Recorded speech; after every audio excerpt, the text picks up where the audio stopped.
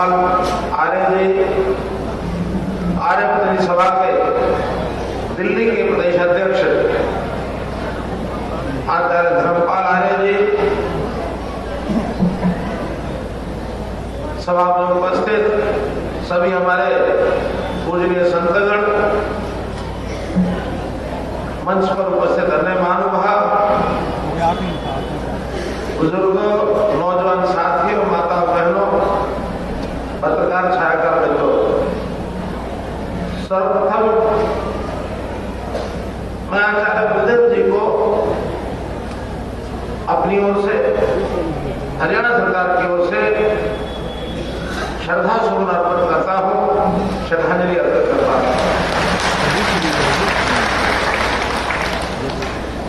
बहुत ही प्रेरणा के स्रोत वो एक महापुरुष थे। लंबे समय तक समाज की सेवा की,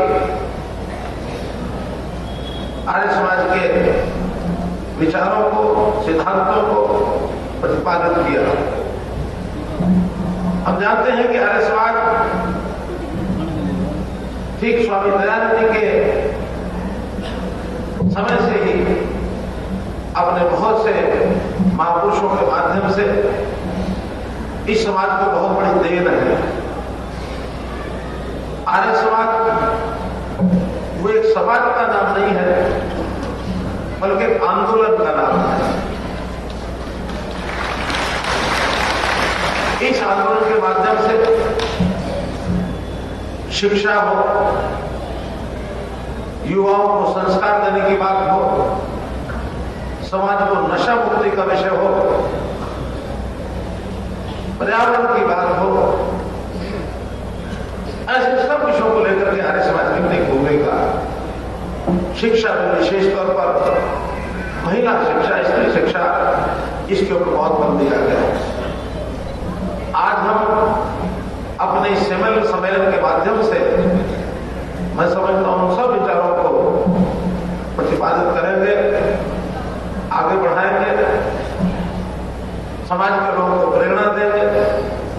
विशेष तौर पर युवाओं को प्रेरणा जरूर मिलनी चाहिए। हमारी सब विचारधाराओं को आधार मानते हुए इस राष्ट्र का विकास, राष्ट्रीय चिंतन, ये हमारे लिए बहुत बड़ा एक पहलू है। क्योंकि आज समाज जीवन को सुखी रहने के लिए जहां उसकी मूलभूत आवश्यकताओं की चिंता होती है, रोटी, कपड़ा, मकान, बिजली, सड़क, पानी, ये मूलभूत आवश्यकता होती है, वहीं पर शिक्षा और संस्कार, इसकी भी आवश्यकता है। सरकारें विकास का काम तो करती हैं, लेकिन उसमें मुख्य रूप से भौतिक विकास होता है। भवन बन गए, सड़कें बन गई, नहरें बन गई, कई रेलवे लाइन बन गई, इंफ्रास्ट्रक्चर के सारे विषय, लेकिन इस विकास से काम नहीं चल रहा। समाज की मूल इकाई है मनुष्य। इस मनुष्य का विकास, उसका विकास आवश्यक है। शारीरिक विकास भी होना चाहिए, मानसिक विकास भी होना चाहिए और बौद्धिक विकास भी होना चाहिए। अगर मनुष्य का विकास नहीं है तो राष्ट्र निर्माण अधूरा है। अधूरा क्या, मैं कहूंगा कि राष्ट्र निर्माण शुरू ही नहीं होता।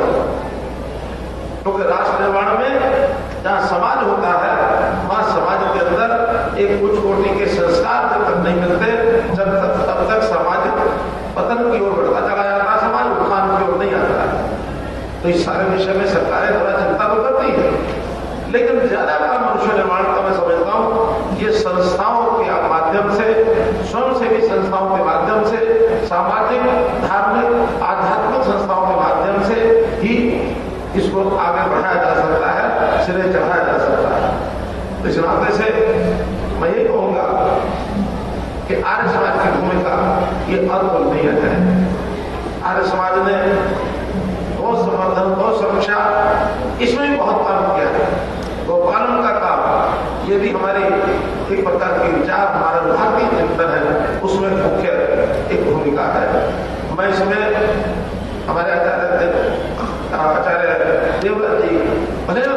राज्यपाल के पद पर हैं, लेकिन इनकी सराहना इस बात के लिए करता हूं कि ऐसे सब विषयों पर बहुत बारीकी से ही सोचते हैं और स्वयं उसको प्रैक्टिकल करके आगे समाज में करवाते हैं। बात हो रही थी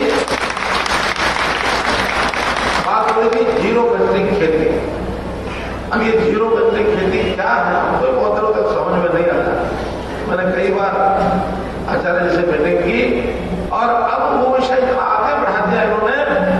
पहले उसको अपने कुरुक्षेत्र में शुरू किया, फिर हिमाचल प्रदेश में शुरू किया, गुजरात में शुरू किया और उत्तर प्रदेश में शुरू किया।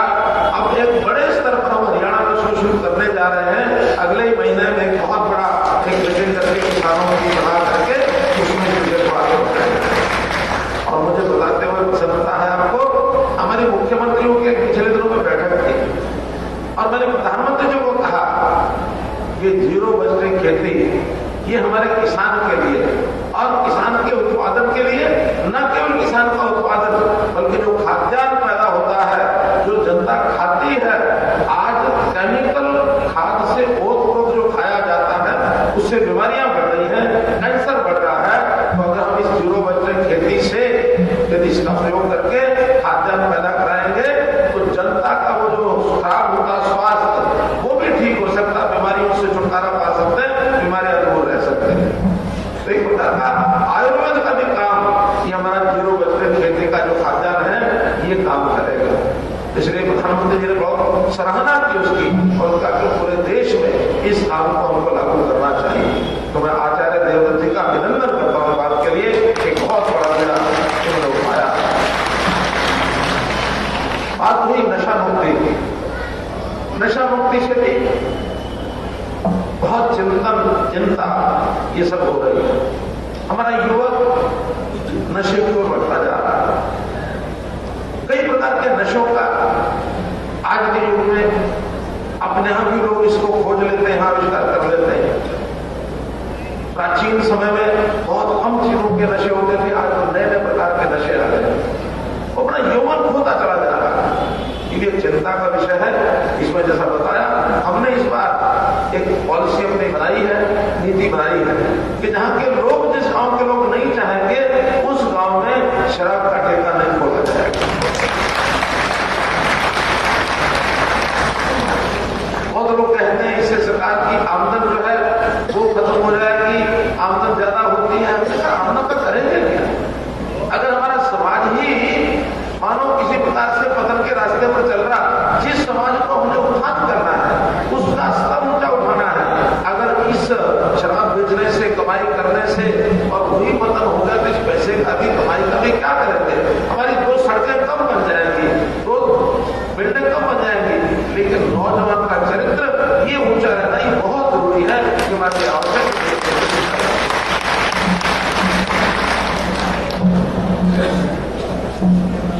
आर्य समाज की शिक्षा में एक और बड़ा भाव ये भी जो हमने प्रत्यक्ष अनुभव किया है कि हमारा समाज जाति पाति बहुत बटा रहता है। ये जाति पाति के बटने से समाज कमजोर पड़ता है और जब समाज कमजोर पड़ता है तो देश और राष्ट्र पर भी कहीं ना कहीं उसकी आंच आती है। हमें अपने देश को, राष्ट्र को मजबूत रखना है। हमारी एकता बनी रहनी चाहिए और एकता तब बनेगी जब हम जातिवादी के विचार से ऊपर उठकर के विचार करेंगे। हमने जो पिछले बार सरकार बनाई थी 5 वर्ष पहले, तो एक नारा दिया था कि हरियाणा के अंदर जातिवाद को हमको समाप्त करना है। उस जातिवाद को समाप्त करने के लिए एक नारा दिया था, हरियाणा एक, हरियाणवी एक। हम सब हरियाणवी हैं, हमको एक बन के सोचना पड़ेगा, तब इस प्रदेश के गौरव के साथ जुड़ करके आगे बढ़ेगा। इसलिए इस बात की मैं सराहना करता हूं कि आर्य समाज ने जातिवाद को भी एक प्रकार से ऊपर उठकर के हमेशा विचार किया है। समाज के चिंतन की, देश के चिंतन की बात हमने की है। तो इस प्रकार इस सारे काम को जैसा हम काम कर रहे हैं, आर्य समाज ऐसा नहीं कि आज काम कर रहा है।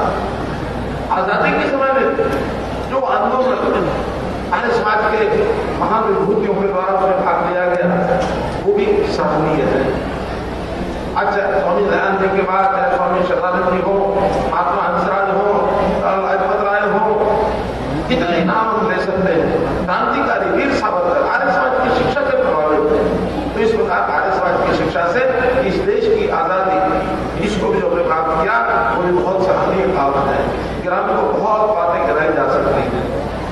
हमने सारे विश्व को एक प्रकार से इस देश के माध्यम से एक दिशा देनी है, एक रास्ता दिखाना है, ताकि विश्व प्रगति भी करे, विकास करे, शांति के पुजारी के नाते भी शांति की भी एक प्रकार से प्रसार हो, शांति की बहाली हो, आपस में कोई संघर्ष ना हो। इस मानवता के एक संदेश को सारी दुनिया में देने के लिए हमने वसुधैव कुटुंबकम की बात की है कि सारी दुनिया का परिवार है, दुनिया को एक परिवार करने के लिए हमने क्रमंतो विश्वमार्यम ये जो बात कही है, ये अपने आप में एक बहुत ही श्रेष्ठ एक मंत्र है कि क्रमंतो विश्वमार्यम, सारा विश्व आर्य समाज के पद्धतियों पर चले। इस बात को ध्यान में रखते हुए मैं पुनः आग्रह करूंगा सब भक्तों से, आप लोगों से, हमारे समाज की इस परंपरा को निरंतर आगे बढ़ाएं।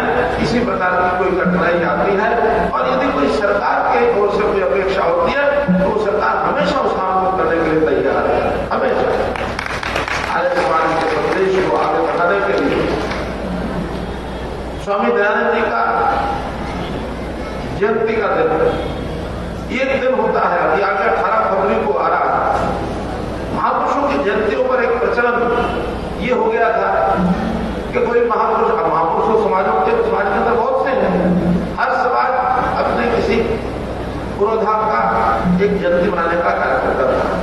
प्रचलन हो गया कि छुट्टियां करनी चाहिए, ये छुट्टी, ये छुट्टी, ये छुट्टी। अब लगातार वर्ष भर में दिन को 365 ही होते।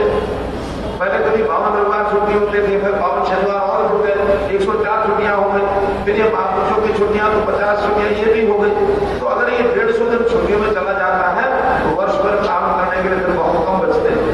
हमने प्रावधान किया कि धीरे धीरे महापुरुषों की छुट्टियों पर उस छुट्टी को रेस्ट्रिक्टेड हॉलीडे करके, सीमित अवकाश जिसको कहते हैं, तो ऐसी क्या कहते हैं, रेस्ट्रिक्टेड हॉलीडे, ऐच्छिक अवकाश। अगर किसी की इच्छा है तो छुट्टी ले सकता है, वो भी वर्ष में कोई 2 महापुरुषों के ऊपर ऐच्छिक अवकाश ले सकते हैं। लेकिन उस दिन महापुरुषों की शिक्षा के ऊपर चर्चा होनी चाहिए। सारे समाज में शिक्षण संस्थान है, विद्यालय, महाविद्यालय, विश्वविद्यालय, उनका चर्चा होनी चाहिए। इस बार हम 18 फरवरी को स्वामी दयानंद जी के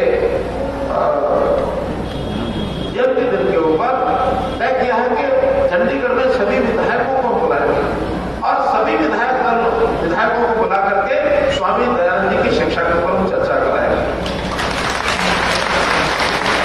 और पूरे प्रदेश में शिक्षण संस्थानों में इस प्रकार के कार्यक्रम हो। हम प्रारंभ कर रहे हैं, समाज के सभी बंधुओं को हम अपील करेंगे कि वो छुट्टी के आग्रह के बजाय उन शिक्षाओं को बदलना शुरू करें, ताकि जिन महापुरुषों के नाम को हम अमर रखना चाहते हैं तो उन महापुरुषों की शिक्षाओं का प्रसार होगा, तब अमरता ज्यादा मिलेगी। केवल मात्र छुट्टी ली और छुट्टी में कुछ नहीं करना, उसका लाभ नहीं। तो अगर आप मेरी बात से सहमत हैं तो इस बार हमने किया है, इसको आगे चालू रखना चाहिए।